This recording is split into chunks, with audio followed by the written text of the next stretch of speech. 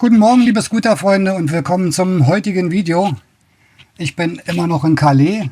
Wie ihr mitbekommen habt, im letzten Video hatte ich ja einen recht kräftigen Unfall mit Neo und einem Range Rover.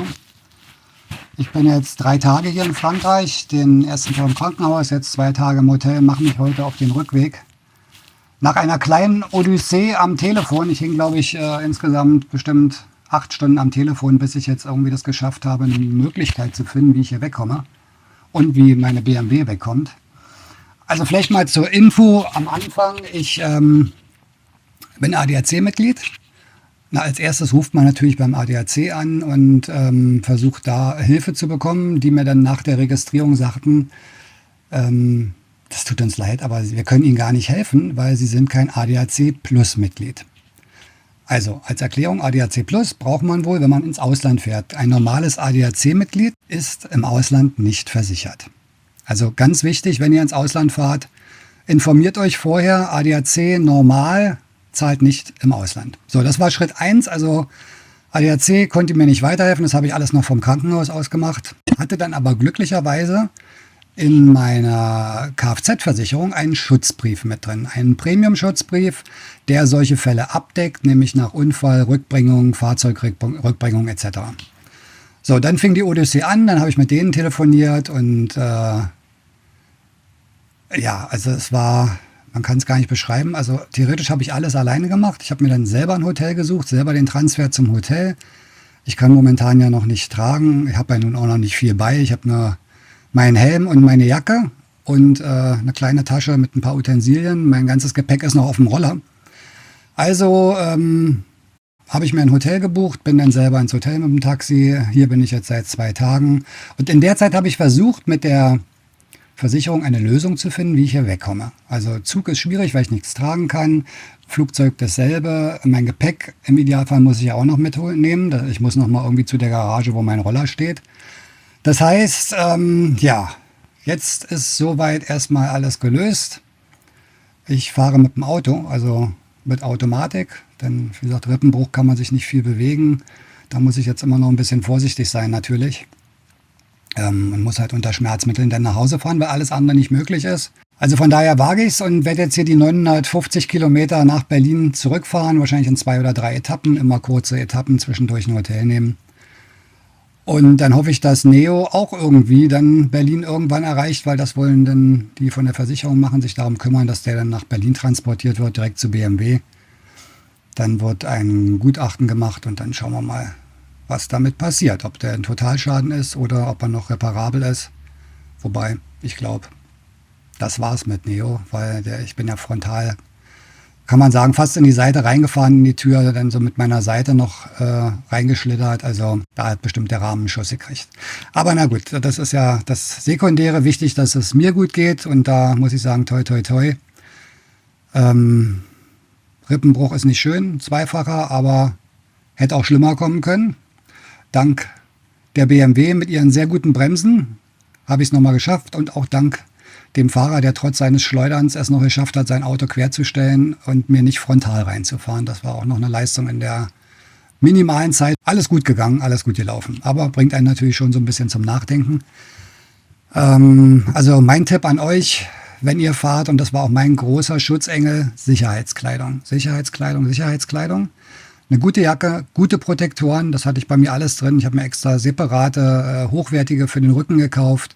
Schulterprotektoren, gute Handschuhe, auch ganz wichtig, gute Schuhe, Hosen mit Protektoren, also alles, auch wenn ihr nur mit dem Roller fahrt, zieht euch Motorradkleidung, richtige Schutzkleidung an.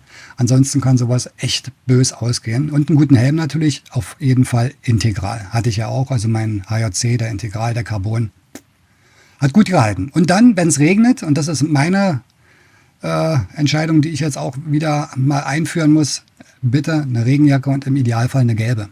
Die leuchtet. Ich hatte jetzt eine weiße an, die zwar hell ist und auch Reflektoren dran hat, aber wenn es regnet, dann ist auch noch schlechte Sicht meistens. Also bitte zieht euch eine schöne, leuchtende Regenjacke an oder wenn ihr eine schwarze habt, eine Weste drüber, weil bei Regensituationen ist die Sicht wirklich schlecht.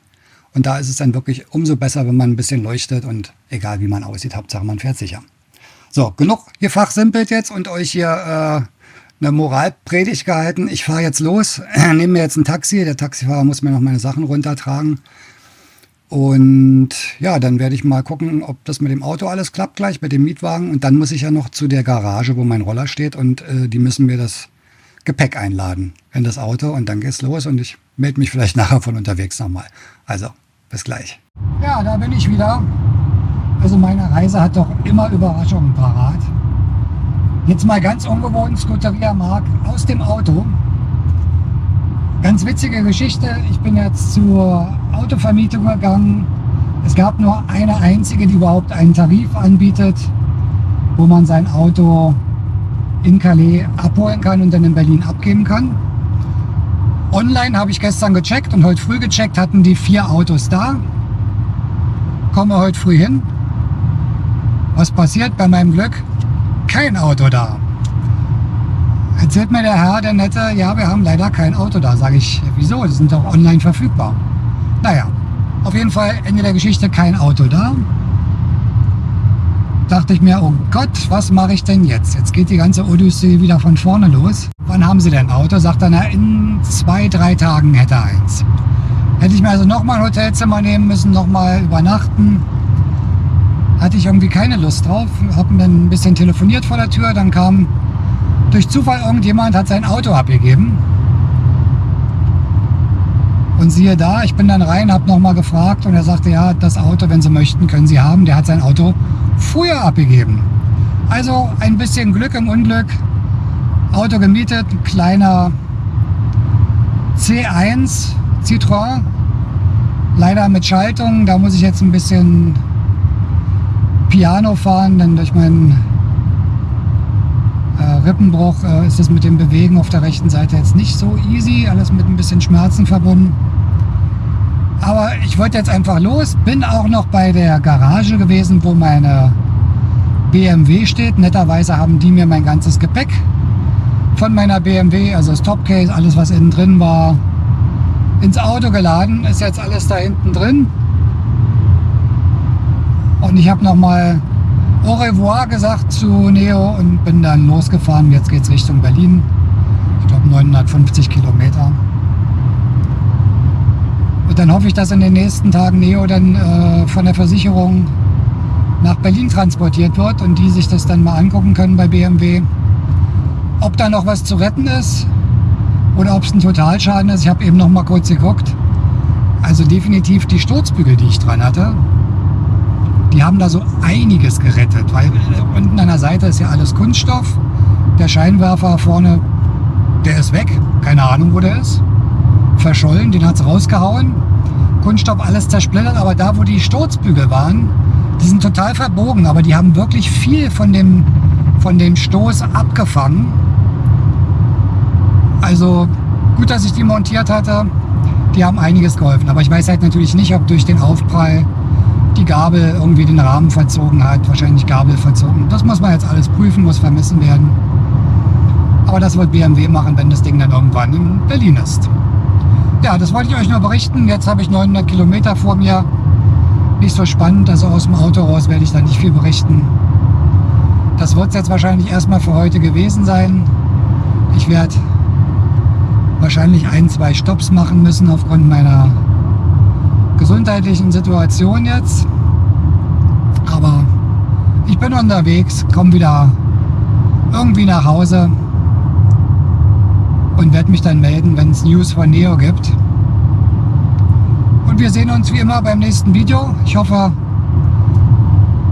die letzten Teile haben euch gefallen. Ein Trip nach England. Ich fand es sehr schön, bis auf den Abschluss.